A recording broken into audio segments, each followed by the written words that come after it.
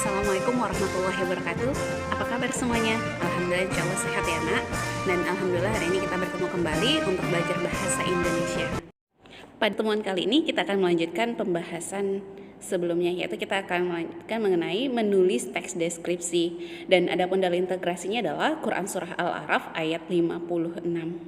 Ananda masih ingat sajakah kamu apa kebahasaan dan struktur yang terdapat dalam teks deskripsi? Nah ya benar ya nak.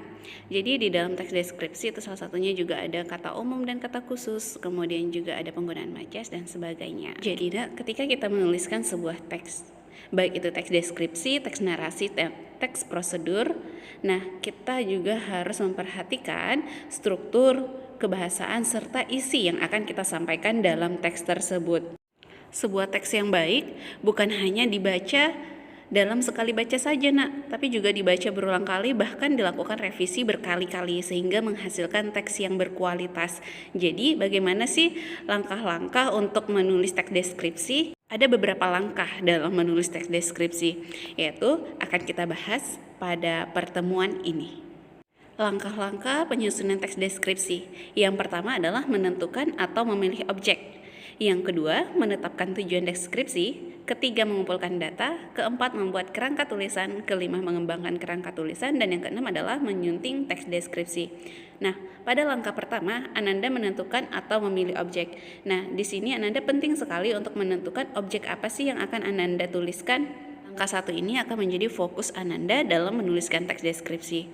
Kemudian yang kedua adalah menetapkan tujuan teks deskripsi. Apa tujuannya kita menuliskan teks deskripsi? Apa tujuan kita memilih objek tersebut? Itu ya nak. Kemudian yang ketiga adalah mengumpulkan data. Nah, mengumpulkan data ini Anda bisa langsung mengamati objek tersebut ataupun membaca dari berbagai sumber yang terpercaya sehingga bisa menghasilkan teks yang baik.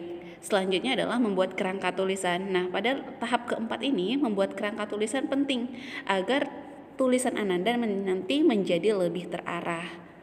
Selanjutnya, setelah Ananda membuat kerangka tulisan atau garis besarnya, selanjutnya adalah mengembangkan kerangka tulisan itu. Dan Ananda mengembangkannya menjadi sebuah teks deskripsi yang baik. Dan setelah teks deskripsinya selesai, tahap terakhir adalah menyunting. Nah, menyunting adalah merevisi, memperbaiki ataupun mengedit teks deskripsinya, merapikan kembali teks deskripsinya. Jadi itu ya, ada 6 langkah-langkah dalam penyusunan teks deskripsi. Yang pertama, menentukan atau memilih objek. Yang kedua, menetapkan tujuan deskripsi. Ketiga, mengumpulkan data. Keempat, membuat kerangka tulisan. Kelima, mengembangkan kerangka tulisan.